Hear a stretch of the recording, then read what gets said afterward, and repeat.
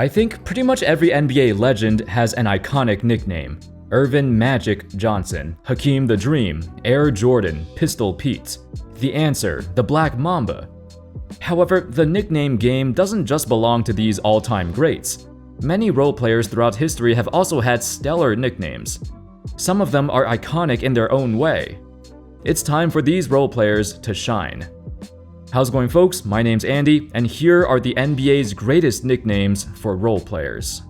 Without further ado, let's begin. Robert Horry, Big Shot Bob. There's no role player that earned his nickname more than Robert Horry. Throughout his career, he was considered one of the NBA's most clutch playoff performers, and that was the case on every team he played for. From the Houston Rockets to the LA Lakers to the San Antonio Spurs, Horry has had some of the most legendary moments in playoff history, some of the biggest shots you've ever seen. The origins of this nickname first started when Horry arrived in Los Angeles. Lakers fans started calling him Big Shot Rob.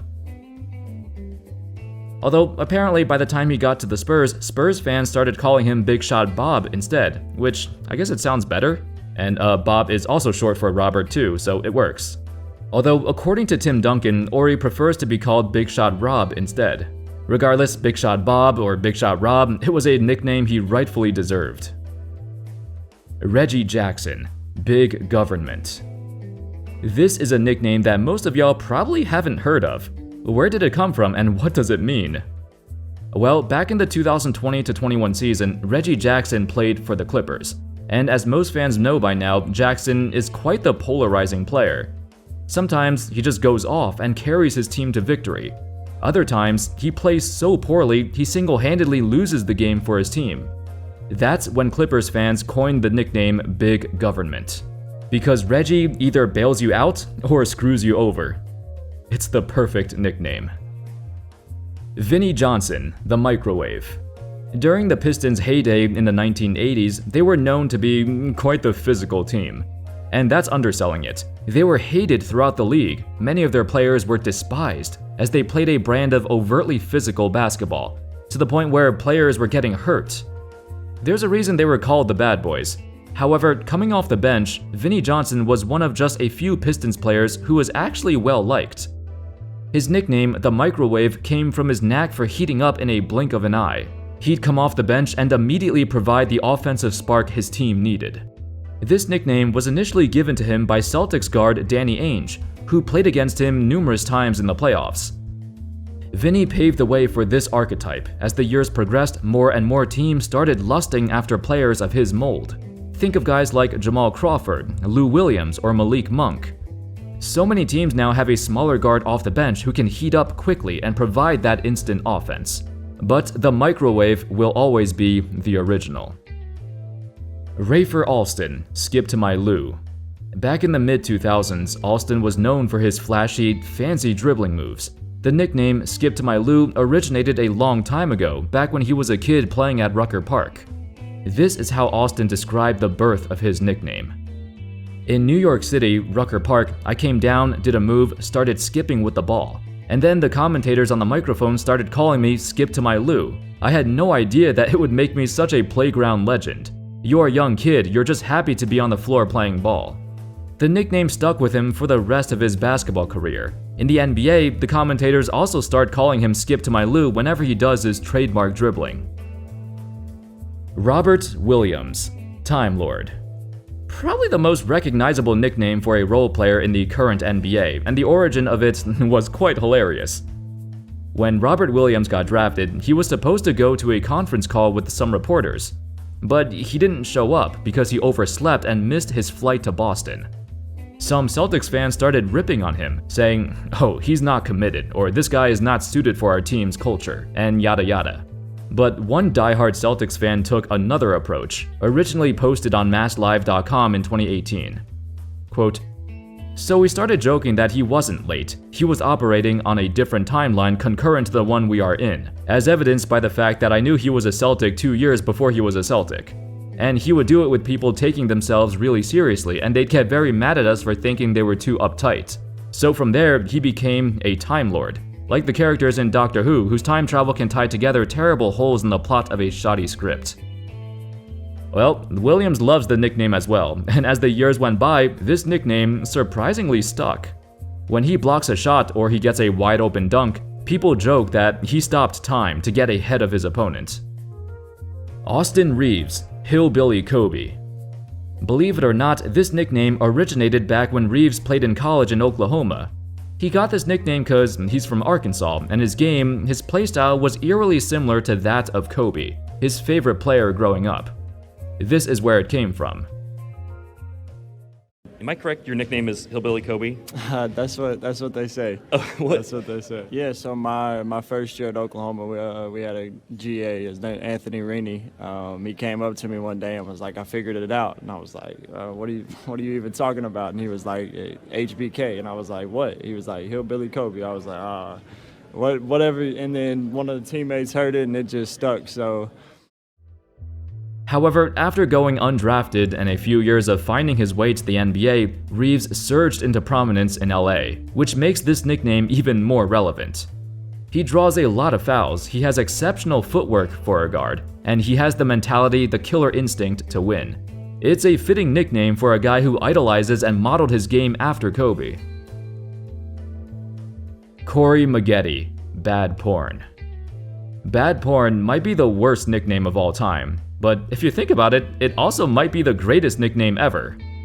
Magetti got this nickname due to the way he scores. He penetrates to the rim a lot, and he finishes a lot. But are you really happy with what you're watching?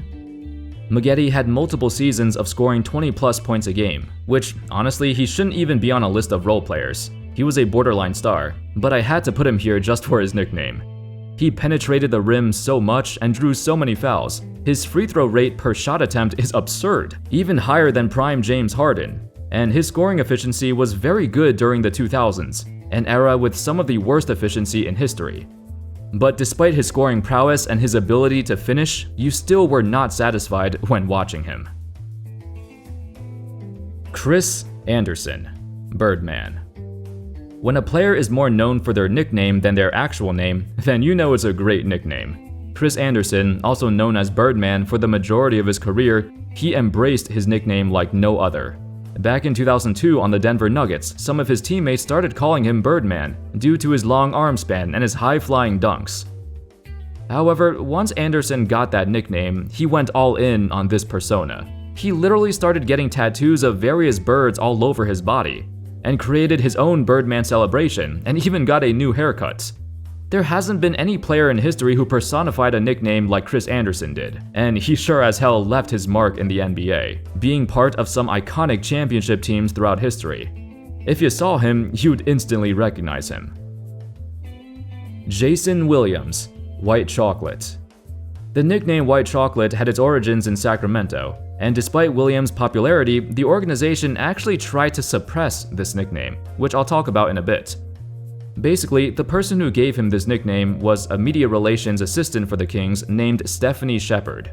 Quote, "I came up with that name because of his style. He has flash and pizzazz. The way he does things with the ball is incredible to me.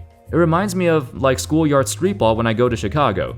With the exception of some footage I've seen of Pistol Pete Maravich, I've never seen any white kid play like Jason. John Stockton is wonderful in his own way, but Jason is like every kid I've seen on the playground."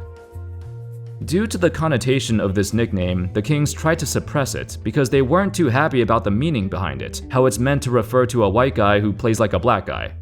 However, the name stuck with him, and it was also a reflection of his own life, of his own upbringing, and he loves the nickname. Andrei Kirilenko, AK-47. Maybe Kirilenko shouldn't be called a role player, considering he's the only player on this list who made an all-star team, even if it was just a single time. Still, for most of his career, he was a role player, and the nickname AK-47 fits perfectly. Not only does it describe his initials plus his jersey number, but he's also Russian, and AK-47s were made in Russia. To go even further, the exact city that Kirilenko was born in, Izhevsk, was the city where the AK-47 was first manufactured. That's pretty deep. There are several layers behind this nickname, and there's honestly never been a more perfect nickname.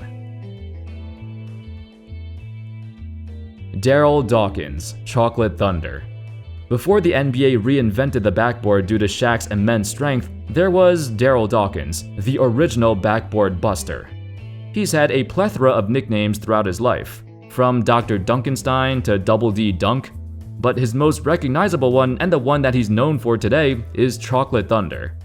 It was actually coined by Stevie Wonder. Dawkins was given this nickname after he shattered 2 backboards in 1979. All through his NBA career, he was known for his thunderous slams. Back in the day, even though he wasn't a star, he was one of the league's most well-known and most feared players. And when he dunked on you, he made you feel bad about it. This is arguably the most iconic nickname for any role player in NBA history. Anyway, that's all, folks. Those were some of the greatest nicknames for role players. Let me know if you can think of any others. Did I miss any obvious ones? Thank you all so much for watching. I hope y'all enjoyed the video. And of course, as always, I'll see you next time. Peace.